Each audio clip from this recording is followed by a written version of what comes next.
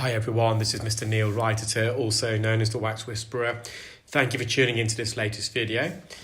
It's of a very interesting case of a client who actually attended yesterday initially. Now the patient has keratosis obturans unbeknown to them.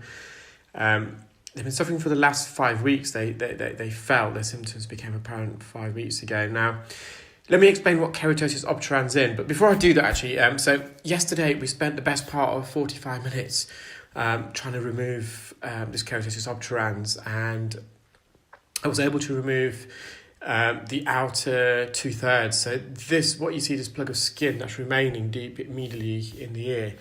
Imagine this all the way from the eardrum where we are now to the entrance, and you can see we've cleared the entrance, but it wasn't going to be coming out yesterday. And also we have a busy clinic, so we have allotted times, and we had patients waiting for their treatment as well.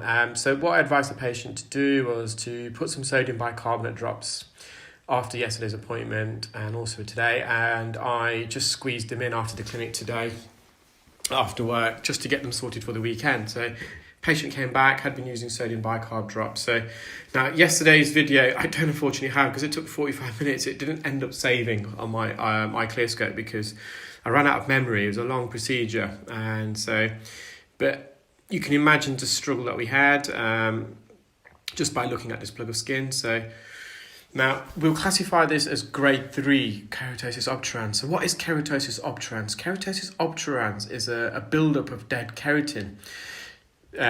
The entire ear canal and the outer layer of the eardrum is, you have a layer of skin, and then the inner 2/3, we call that stratified squamous keratinous epithelial skin.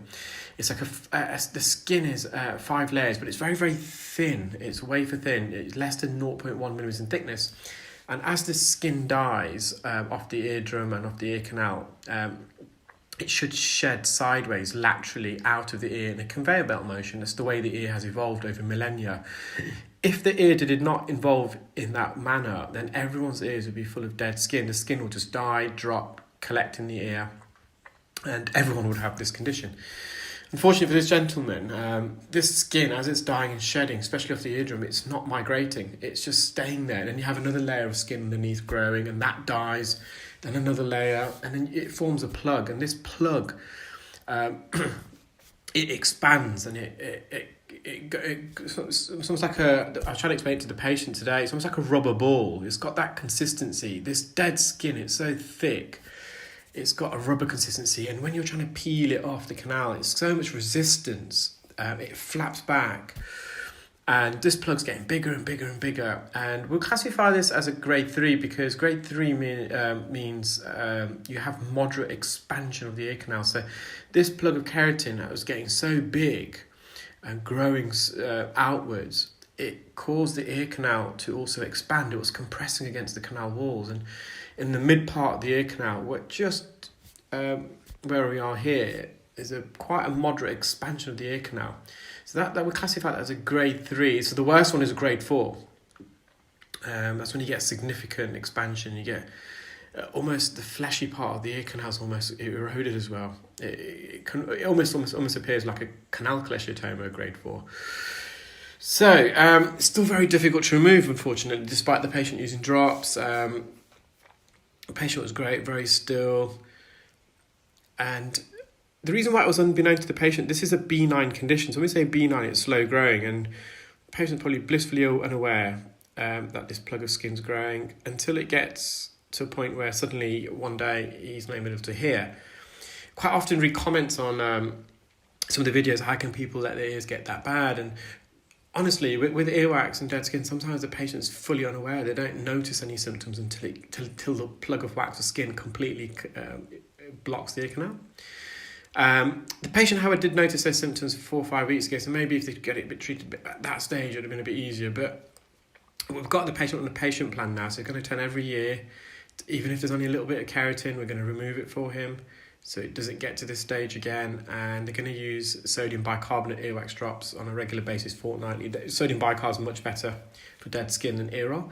So what I've done here, I'm just tugging away. You can see this is a full Zollner suction probe, and we're just wriggling. And what I find, if we get underneath the plug and bring this upwards, out of the inferior recess.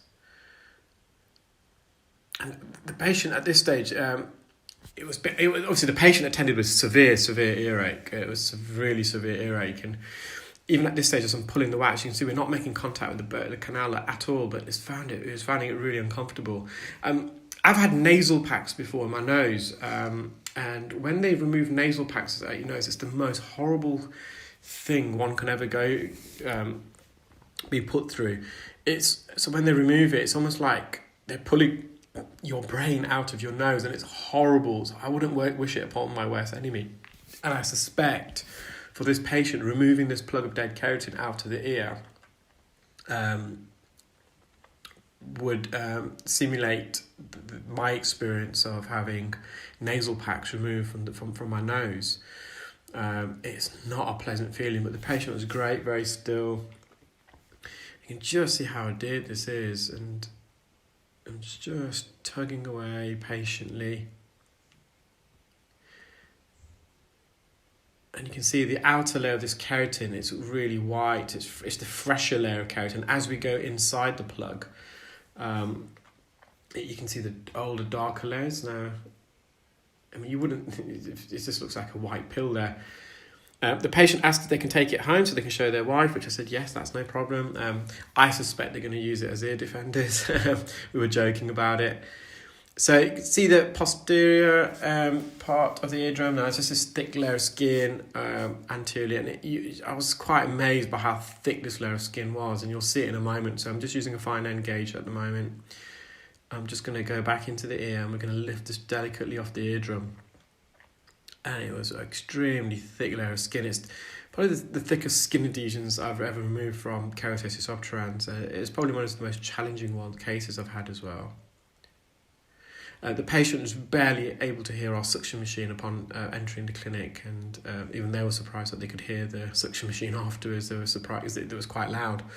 There we are. It's an extremely thick layer of dead skin that was coating the eardrum. So the eardrum is intact. It's just slightly opaque, some tympanosclerosis, there's some dead keratin at the bottom there. You can see the expansion of the ear canal on the right, here, just here. The plug of skin where in this part was expanding, and when you get expansions like this, it's really difficult because you're removing large plugs of dead skin. You have to bring it forwards through narrowings and widenings and narrowings, and I was explaining to the patient it's almost like removing a rubber ball out of a space that's kind of 3/4 of the size of the rubber ball. You have to bring it in and squash it, and rubber is quite resistant. Well, I hope you enjoyed that video, guys. Take care, and I shall upload some more videos shortly. Bye.